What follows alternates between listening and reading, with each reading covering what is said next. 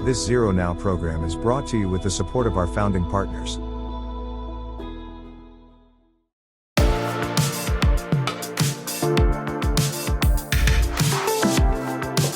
Without further ado, I would love to introduce our distinguished guest today. First, we have Kevin Wren with HID. Kevin has been involved in school safety and security for years. And Kevin, if you wouldn't mind just sharing a little bit about yourself and your connection to this topic of the SVPP grant program. Yeah, absolutely. So thanks for that, R. So yes, currently I'm with HID. However, previous life ran the security emergency management department for two different school districts in South Carolina.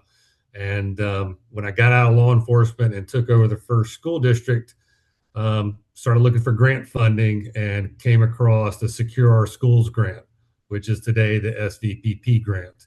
So that's kind of how I got my taste of grant writing and was successful. Went 4 for 4 with that guy back in the day. And now that I've gone over to the private sector, I've been fortunate enough to help other districts win over 15 million in this grant. So a lot of good stuff. It's a good grant to go after. It really can change the path of the district. You mentioned NCSSD. I've been fortunate enough to help school districts hire 4 different security directors off of this grant. So very powerful grant. That's great, and I'm sure that our participants would love to hear how you were successful with securing those grants. Thank you, Kevin. Glad you're able to join us. Guy Blissner, welcome back, Guy. And Guy is also very involved with NCSSD and ZeroNow and ... you name it. So, Guy, if you wouldn't mind just introducing yourself and providing a little bit of background. I tend to be an oddity in the school safety side of the world. I'm a displaced math teacher and coach.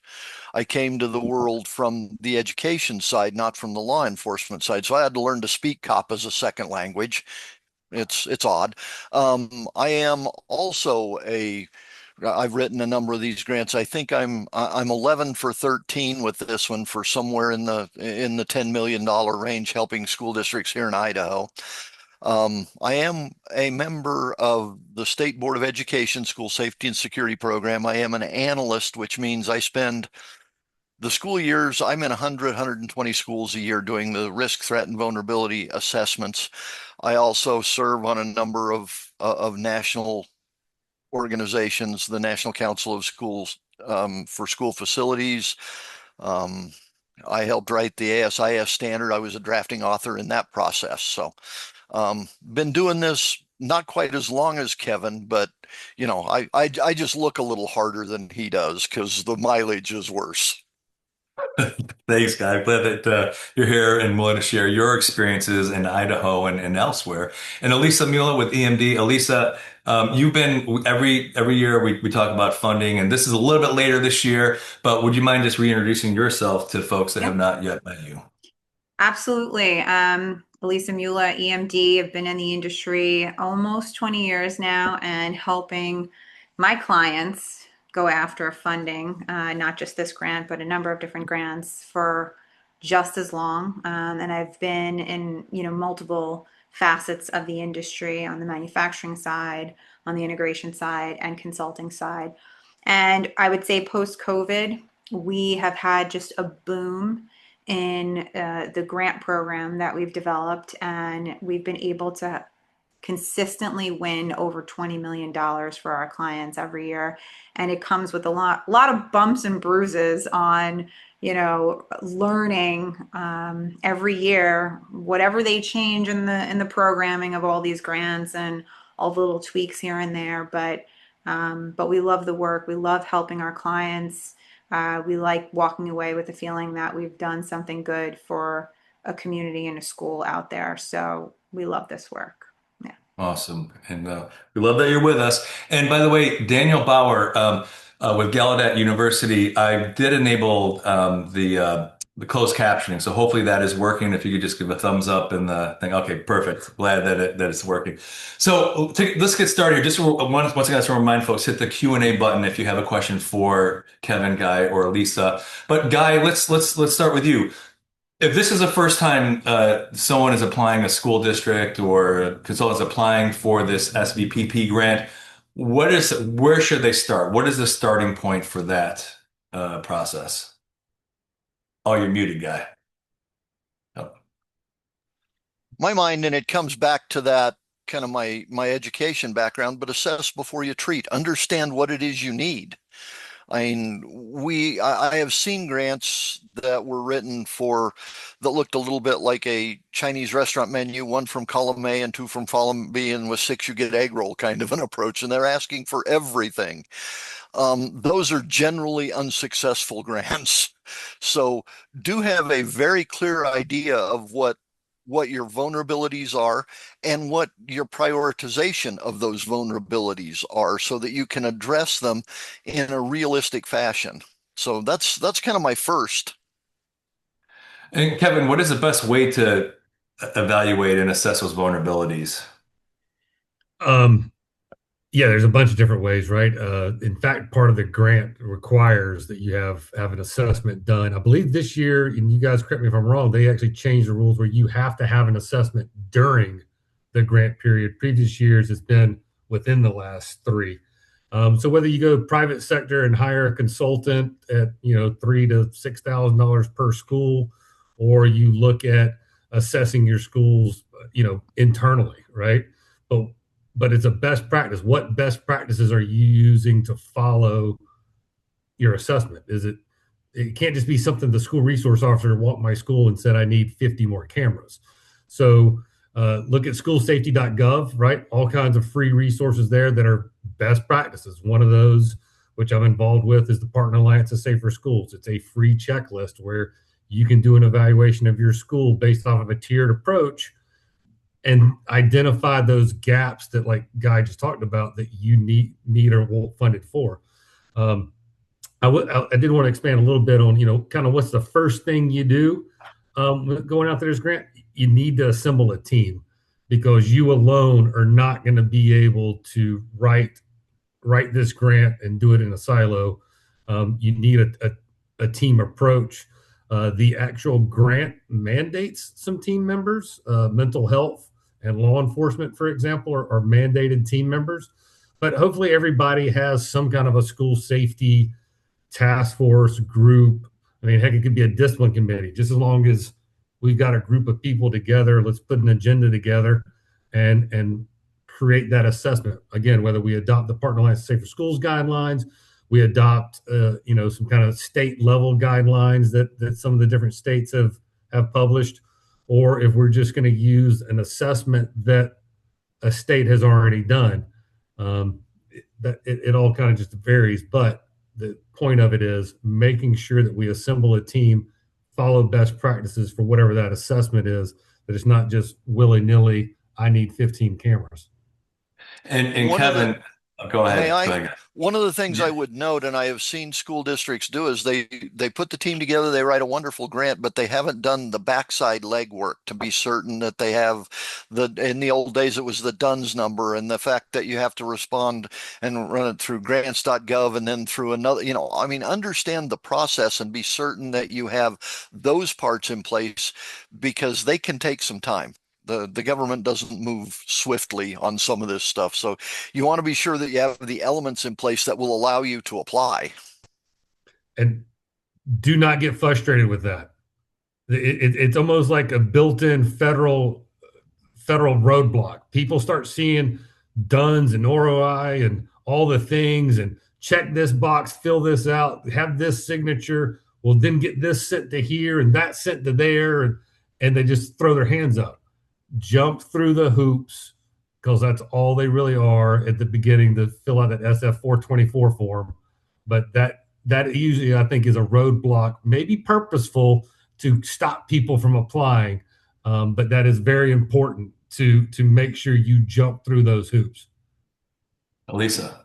Yeah, so they really nailed it with a lot of the points Kevin and Guy just made. So anytime we're working with a school, we do recommend, and even though if our team is helping them, we do recommend that they form their own committee, because there is so much information that you need to cover. And most people don't realize there are 2 due dates. This always takes people by surprise, even though it is clearly stated. I'm actually looking at the school violence prevention page right now. It is clearly stated there are 2 due dates. This year, the first due date is August 4th. You must complete the SF424 form by August 4th in grants.gov. If you think you're going to breeze through that, you are not. Take some time. Long before August 4th comes around, get your team together, figure out what information, what components you need to complete that portion of the application, and then prepare for the August 11th due date. If you don't have a team, someone on the administrative side to collect all the data and information and the due dates and all of that, and then other people that really understand the facility and all of what you're going to be asking for and explaining why your specific building needs these different parts and pieces, equipment. But also, there are so many people in your ecosystem. And I'm looking at the chat right here, and I can point out a number of them that we lean on. Other members of the community, whether they're manufacturers, they're integrators, they will all jump in and help you. They will provide you with proposals. They'll give you all kinds of data on the equipment that you're looking to implement. A lot of the information that they give you on that piece of equipment, you can utilize in your narratives when explaining why you need this type of camera or that type of lock. So don't think you're going to jump in a couple of days before and get all of this knocked out. Pull all of your stakeholders together. Start picking apart the process and then ask for help. I mean, there's plenty of people. You don't have to pay for our help. There's so many resources out there. Kevin just mentioned the PASS organization. We rely on PASS an extraordinary amount. We refer all of our customers to PASS. PASS is a phenomenal resource.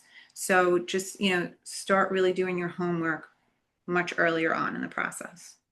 Or just call Guy. That's all. We'll put Guy's phone number in the chat. We'll put his phone number in the chat, Kevin. Just real quick too, unless you are the superintendent or the CFO on here, make sure you go to them for approval. Believe it or not, I actually had a small school district win the grant. $500,000 for a 3-school district is life-changing for them, and the CFO would not implement it. So wow. They sat on $500,000 for 3 years. It went away.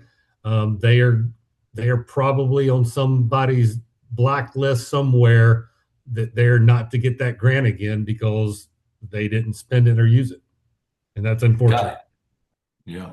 And one other thing, and Kevin kind of jumped at it a little bit but be aware that there is a matching component to this. You can apply for a variance on that matching component, and that's based on your, the Center for Education Statistics classification you're in and how much free and reduced you have. And you can, it's not an absolute, you have to have 25%.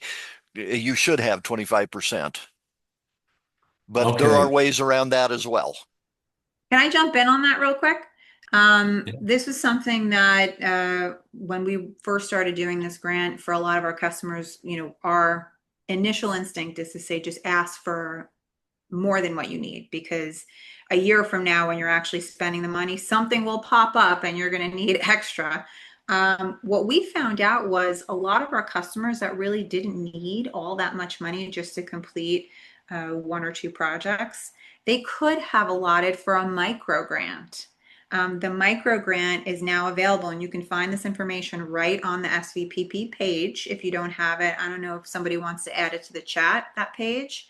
But there is information about the micro grant. Anything under $100,000, you don't need to provide a match for. So again, our initial instinct was always ask for more money because you're probably going to need it. But if you can ask for a micro grant and not have to provide the match, and possibly even be put in a different category that maybe you might have a little bit better luck getting that micro grant, why not go for it? So if anybody has questions on the micro grant, I definitely recommend going through the SVPP page on the COPS website. Cool. Yeah, I was just going to say the there's a box too where if you request the waiver of the match, you can check a box that says if the waiver is not granted, can you come up with the match, and or do you want to still be eligible for it? So you can always ask for it, check the box. Uh, I've had about 3 or 4 school districts that have gotten the waiver, but you need to be significantly impoverished, below $7,000 per student is kind of what I saw with that. Also, too, I was a former cop, so I can say this. Me and math didn't exactly coexist like Guy. So when it's the 25% match, originally I always thought, oh, it's $625,000 is the max. Well, no, it's $667,000 project gets you the $500,000 match. So that's just a little math lesson I learned after about 4 years of doing it.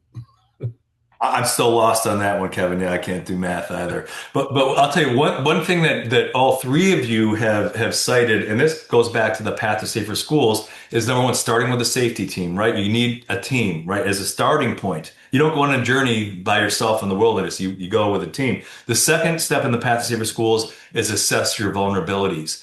And that assessment that helps determine what needs to be funded, which is the third step. And so, Lisa, let me ask you, as far as funding, let's say you understand your vulnerabilities, and Guy kind of alluded to this before, like we want a couple cameras, we want a little some door locks, this, that, and the other. Does it need to be project specific, or can it be a broader based approach based on those vulnerabilities? So it's a great question. Most people will have the assessment done completely separate from the narrative that they write for the application. And you have to make sure, that you're being clear in both documents, because if the documents are conflicting, that's not going to work in your favor, right? So if your assessment, let's say, is really broad, like, hey, this school is short by 100 and something cameras, but it's not giving you the exact specifics as to we need cameras in this area or that area. When you're writing your narrative, you want to be really, really clear as to what the project is you're requesting funding for. So if you need more interior cameras, to cover all the classroom doors or hallways or whatever it is, state that, get specific, talk about the type of camera that you need. If it's more of like a lobby camera and you need a WDR, explain why. So I do think that the specifics are important, but you also, even more importantly, have to make sure all of the information in both the assessment and the narrative is very consistent and is pointing all in the same direction. And for what it's worth, always reference the documents that are out there, the ASIS guideline or the standard, the past guidelines, as noted in. I mean, bolster your request with as much behind it as you can get. The one thing that I did find, though, and it was always a smaller school district that did this, but they wanted 9 things, and it started with vape detectors and ended with door locks on, and you can overwhelm the process. So just be aware that this is to address, it's harder to quantify the need. It's also more difficult to quantify direction as you make the reporting, and we'll talk about reporting upcoming. And Kevin, I mean, as far as with your track record with applying for the grant program, I mean, the grants that you have been awarded, do you have any insight into how grants are prioritized? 'Cause I'm sure there's way more applications than there are actual grants that are awarded. Yeah, so looking at your holistic security management plan, I know we always, for some reason, have this conversation around cameras when we're talking about school security, which is funny just because the camera industry did a great marketing job of putting the word security in front of camera. But if I follow the past guidelines, which is that's what I recommend, we're going to look at policies, people in training, right? Communications. And usually that's about where we stop, unless you are an advanced district who's already got a security director. You already have a really great holistic training plan to where every substitute, every bus driver, every person knows all of your response protocols, right? You already have mass communication to be able to announce emergencies. Most every school has an intercom system just for day-to-day business, right? And then we look at access control, and then looking at video surveillance. So when we're telling the story of the district, we all have security. Everybody has security right now in their school. We're all in a different path, right? So write about the really great things we have in place and identify those holes. Hey, Grant, I just need you to help me fill this gap. I've got some really cool stuff going on. I don't need a person. I got really good on training, but I have no door control. I know the grant, like for instance, it specifically calls out like weapons detection for some reason. And people want to go to weapons detection, and there's some political pressure for people to do that. And I go, time out. You're going to weapon screen every kid every day, but you have no control over your doors. Like, you have to get control of the perimeter before you can start doing things like that, because now your weapons program is defeated. So making sure you write about your team, write about the great things we're doing, write about the gaps that we've identified following X, right?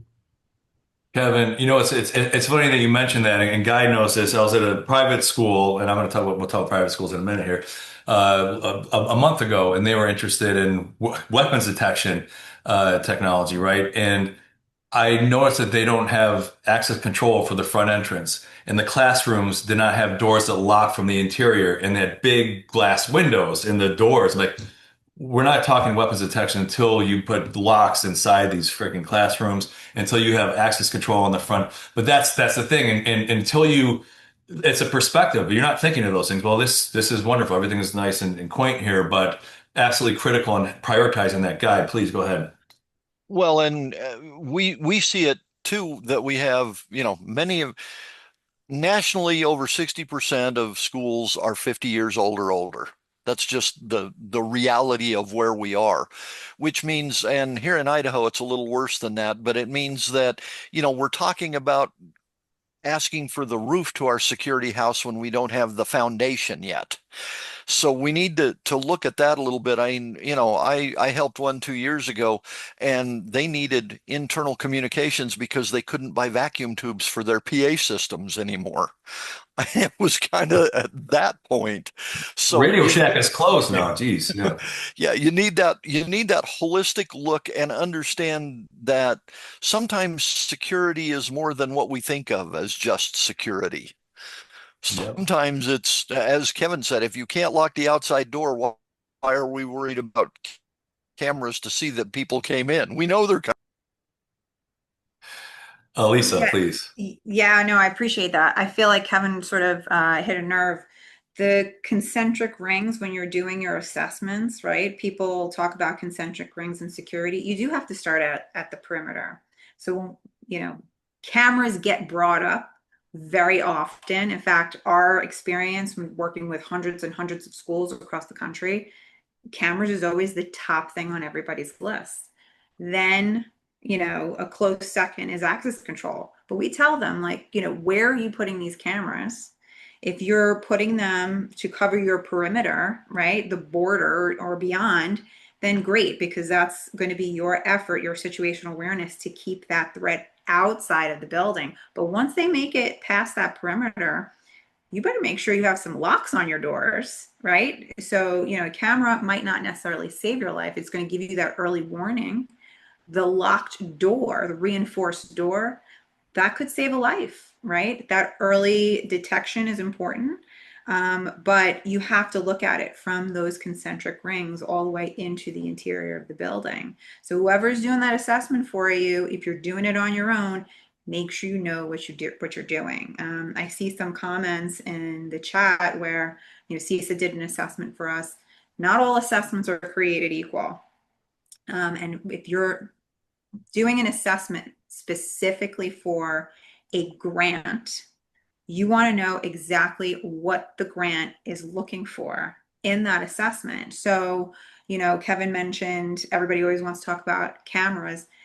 Yes, that's our experience too. But in this particular case, if we're talking about the SVPP, the large majority of what people are going to be spending the money on is hardware, is equipment. If we're looking at something like the COPS hiring program, that's more for hiring, personnel. There's also training. So it really depends on what is the grant going to award you funding on, and is that information reflected in your assessment properly? So, and if you're doing your own assessment, really understand the concept of concentric rings, looking outside. The other thing people tend to overlook, and we see this so much, no interoperability. I mean, not such a buzzword, but we've met more schools with 5 or 6 different systems, none of which are communicating to each other. And they all of a sudden found this, again, a weapons detection product. Let's throw that in the mix too.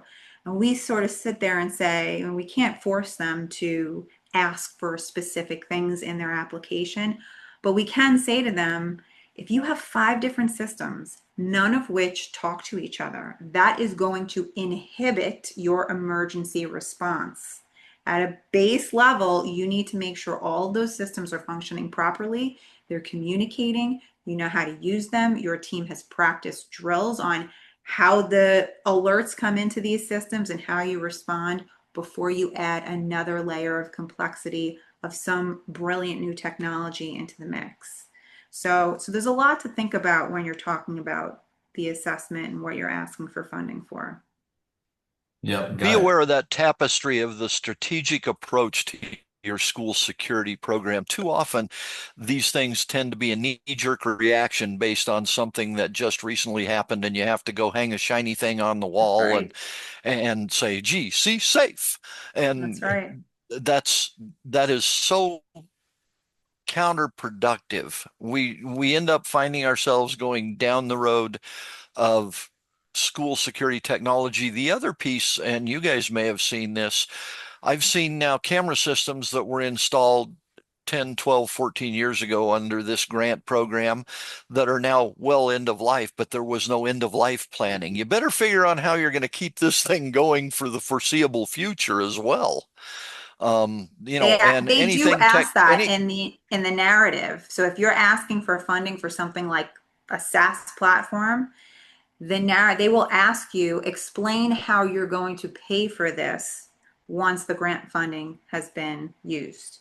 So they want to see that you have a plan for the continuation, the maintenance, just as Guy mentioned.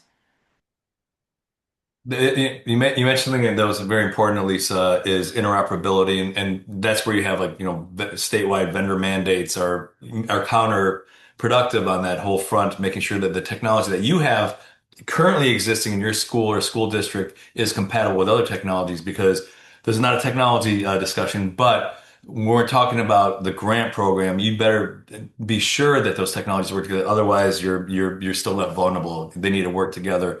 And Lisa and Kevin kind of mentioned this, but what's the maximum amount that a school district can receive from a grant from the SVPP? If we're just talking about the SVPP, it's up to 500,000. Again, you will have the requirement to consider the match requirement, but up to 500,000 for this particular grant program. And so I'm not sure if Kevin, you might be able to answer this, and same with you, Lisa. What about private schools? I mentioned the private school that I was just visiting last month that needed interior door locks immediately. Can they apply for the SVPP grant? So private schools are not eligible for SVPP grant. The nonprofit grant run through Homeland Security would be applicable to them. However, that's run through the state agencies, usually the state Homeland Security office, and then that office then applies to the feds to distribute funds. SVPP is only for public schools and charter school districts. Got it. Also, law enforcement can also apply. I apologize for that. Oh, as well.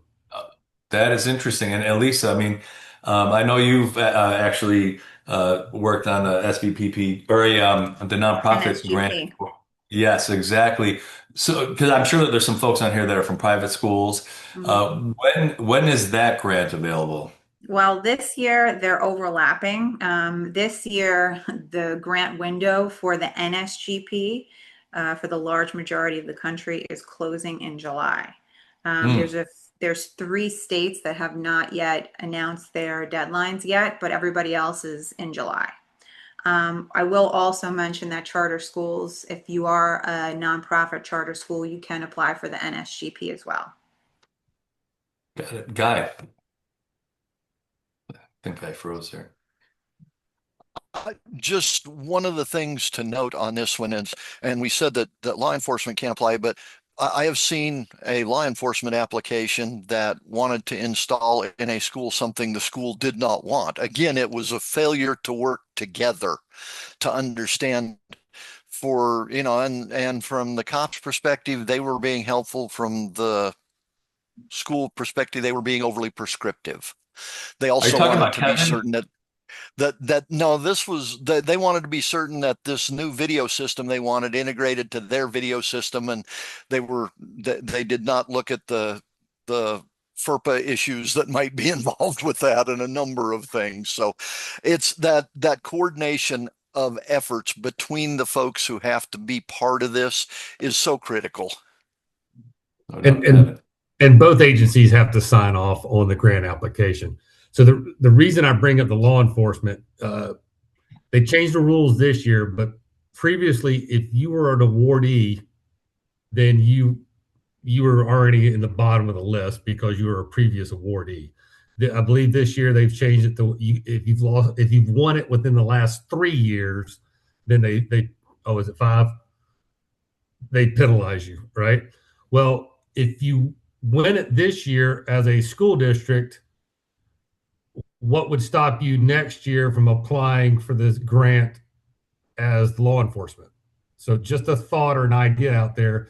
If you need to try to win it multiple years in a row, you may want to look at who's leading the grant writing for you to try to get around that penalization when you still have a need.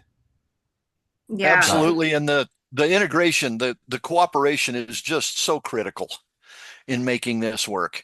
Endorsement of the school for a law enforcement grant is critical in their evaluation, and the reverse is also true. Lisa. So I'm going to add one thing. I agree totally with what both of them said in terms of the coordination. Both Guy and Kevin are spot on. Every time we work with a new school, whether it's for the nonprofit security grant or the SVPP, that is one of the first questions that we ask is, are you currently working with state and local law enforcement? Or do you have any programming with them? Have you served as a COVID site or emergency management site or any of the above? They want to see that. They want to see that there is a greater effort that they're contributing to. So that's really important. Often, if a school says, well, no, we haven't done that yet, we'll say, are you willing to serve as that, testing site or whatever? Because we will put that information in there. And then after, we'll connect them with their local law enforcement because it's only going to help them keep their community safer anyway. But there's one more thing I wanted to touch on. This is an incredibly competitive program. So what Kevin and Guy were just referring to is that 5-year mark. Well, if you've already won it, we want to help another school out there. We don't want to keep giving it to the same school. So we have to sort of spread the wealth, right?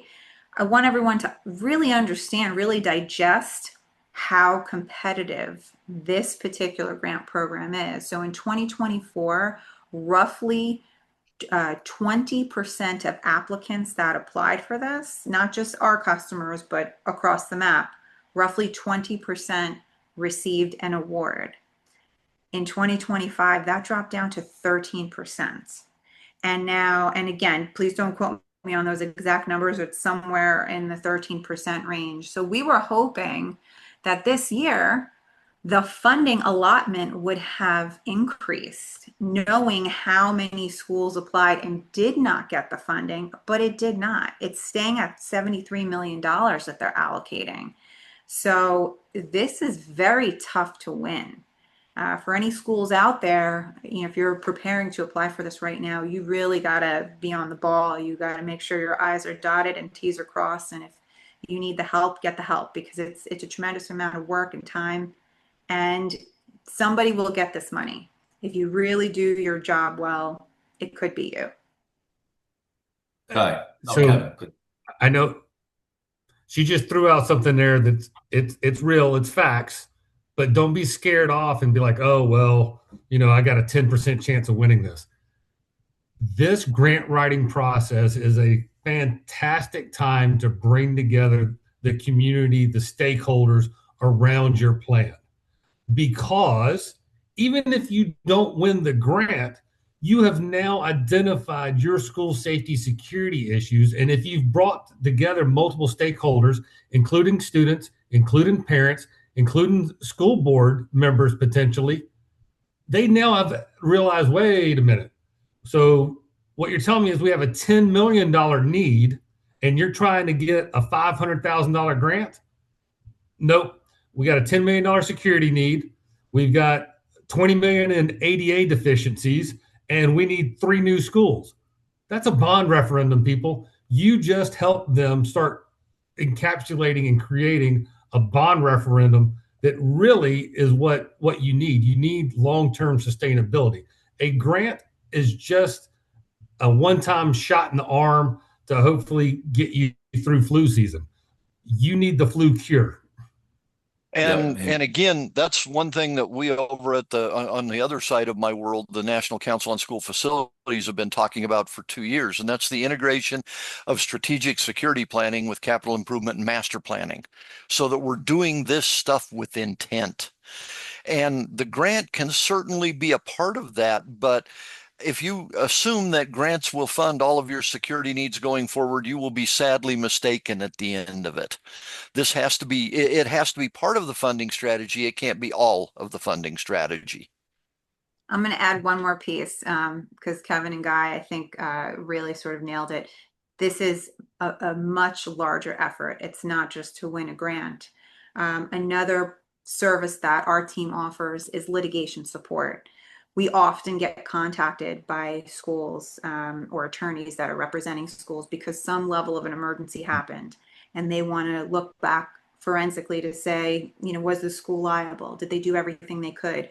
Well, even just applying for this grant, doing the assessment, pulling together your security committee, working with local law enforcement, sometimes that is enough to show in court, to be defensible in court, to say we've done everything in our power to keep our students, faculty, staff safer, including going after a grant. We've done everything within our means, but we've brought the community together and we've asked for help and we've engaged local law enforcement. Sometimes that helps you be defensible in court if an emergency event happens, regardless of whether or not you've won that grant award. So this is not just like a one and done type of effort. This is a much, much larger picture for overall community safety. No doubt, Elisa. And I just want to remind folks, we're actually, I've been asleep at the wheel here. It's only about 15 minutes left, under 15 minutes left. But I want to remind folks, if you have questions for Kevin, Guy, or Elisa, please hit the Q&A button. I know some people have put in their questions in the chat, but please put them in the Q&A. Let me, Guy, did you want to jump in there? Well, I just saw one in the chat that talked about higher ed, and this is a K-12 grant. If I remember correctly, I do not believe SVPP is applicable to higher ed, other than those situations where you have laboratory schools on higher ed campuses. So it's the K-12 age group that are inhabiting those facilities that this is dedicated to. Got it. Thank you for doing that. And yeah, thank you for, I think Robin asked that question. Hello, Robin. Robin's a prior guest on as a panelist. So let me ask you each of you this actually, and we'll start with Kevin, and then Guy, and then Elisa. So, what is the biggest mistake that you almost made or saw other applicants made in the proposal, and how did you address that biggest mistake? Wow, there's so many mistakes. What's the biggest one? Failure to assemble a team, followed by I want security cameras. It's I can't preface that enough. When I have school districts say I want the grant for security cameras, I usually tell them if that's your only need, I'm not going to really be able to help you because the odds of you winning that grant are are minuscule unless you can show this holistic security management plan that literally shows my one gap is video surveillance. Then okay. Right. A guy and I've had this conversation about going after one specific thing or a broad reach. I typically go after broad. Uh, you want a security director? I think this is the grant for you.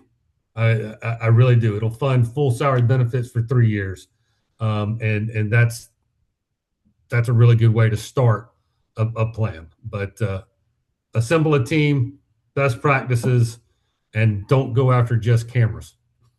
Well, and Kevin, and that the 3 years gives you time to start building that into your operating budget long term if it's a personnel, right? Yes, and also too, we didn't talk about that. We did the 25% match. You can spread that out over the 3 years. You don't have to come up with $167,000 straight out the gate year one. It's also a reimbursable grant. So you submit a $100 invoice, it's going to give you 700 or 75 bucks back. Guy, mistake that you have seen in your journeys and with the SVPP grant program. And the one that I've seen, and Kevin tends to like to go broad, I see the other way. And that's when you ask for a little bit of everything, nothing seems to be most important. You need to identify very clearly what the foundational elements that you are missing. And I'm a fan of durable goods in those because durable goods you buy once, you buy a new set of effective classroom door locks, let's say. That's a 10, 12, 15-year investment piece. You buy your new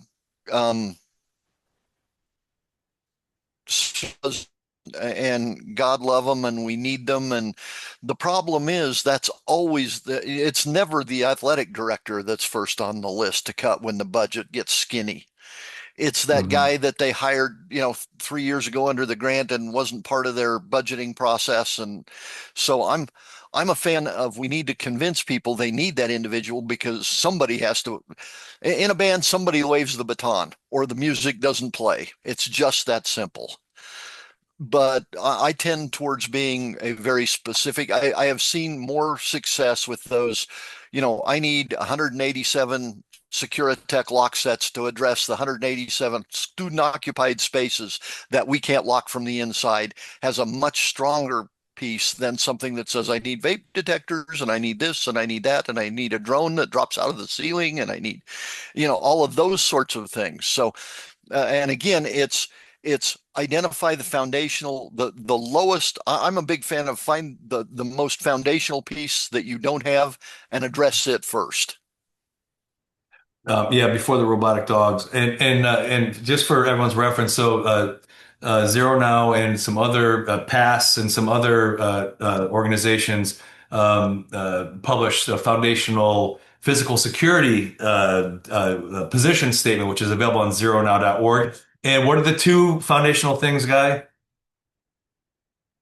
Oh, you're muted though. It's securable space at 2 levels, the building perimeter and the classroom door, and effective communications in all occupied spaces. The ability to be heard and be heard from all of those spaces is where it all starts in my mind. But I know the guy who kind of helped write that piece of paper, he might be opinionated.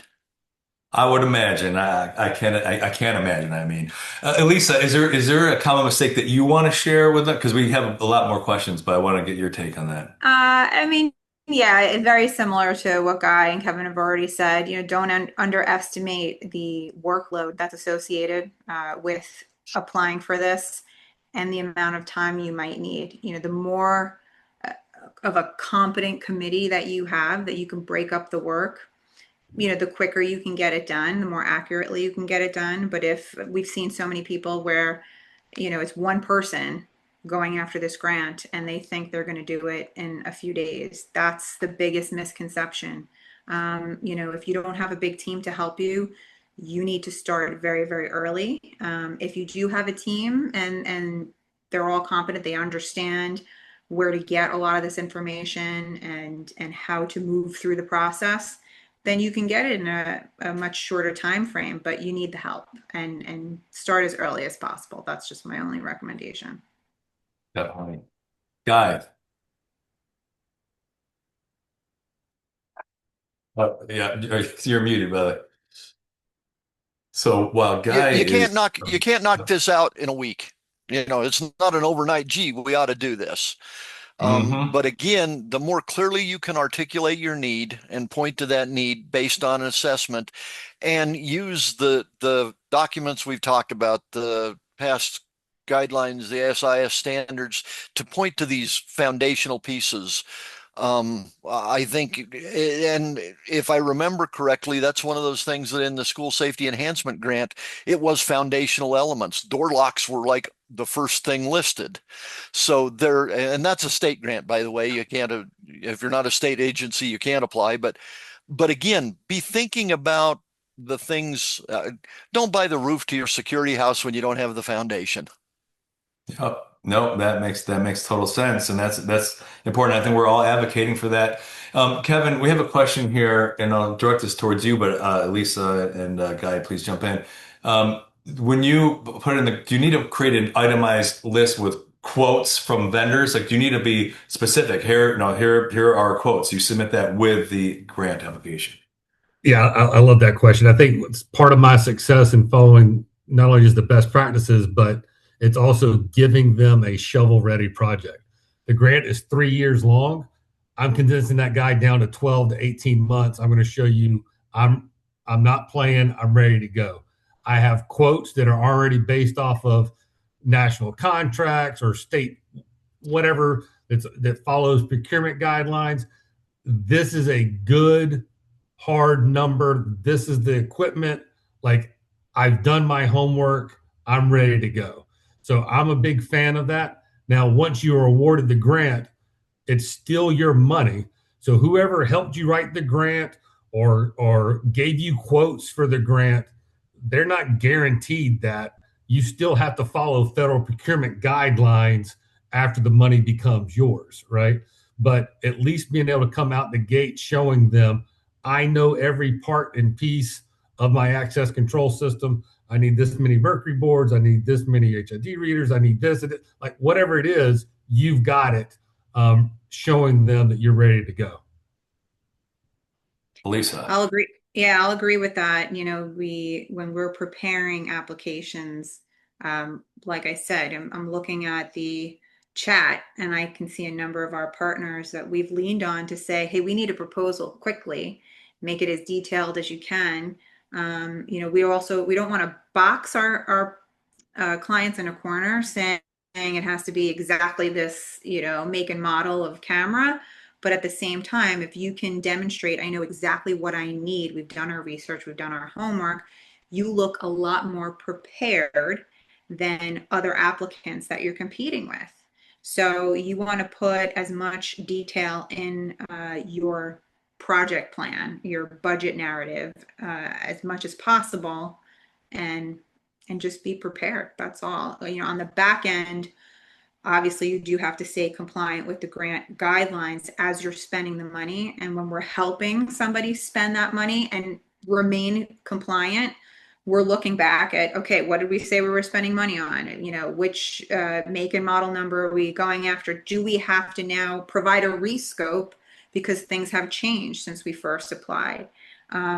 But if you don't have that plan in place, you won't even get to the finish line of spending the money. So you do need to have a good level of detail and a plan. Guy.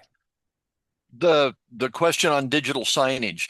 Digital signage by itself is not will not do you any good. Digital signage is a part of an overall communications package upgrade, so that you're addressing all of the communications needs is probably something you can do, or you can prove that you have already done all of those things, and digital signage is the last piece to your overall comms plan. But a unified comms plan would be a prerequisite to that in my mind. No, exactly. And that would be part of your assessment, right? If that's part of the overall plan, or vulnerabilities are communications, and the digital signage will help augment that. But what other forms of communications are you tying into that, Kevin? Just looking at one of the questions from Brian, having trouble applying for the grant. Correct me if I'm wrong, guys. You're not going to be able to apply for the grant until your SF 424 has been submitted and approved. Then you can apply for the grant. However, you can answer all of the grant questions because they are already listed out on the SVPP program website. Is that right, Elisa? That's correct. I did put in, there's a step 1 and a step 2. The step 1 is, as you said, Kevin, submit your SF424 in grants.gov. So if you haven't already created an account in grants.gov, you need to do that. And then you can start working on that SF424. Once that's completed, then you can move on to, and you can also, as you're doing the SF424, you can make arrangements to have your assessment updated. I noticed a couple of people asking, we have an assessment from 2 or 3 years ago. I highly recommend you update that assessment.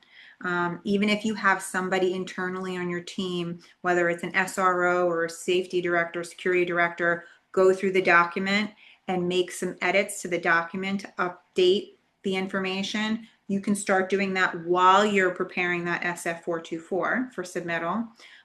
You can start requesting quotes from all of your vendors.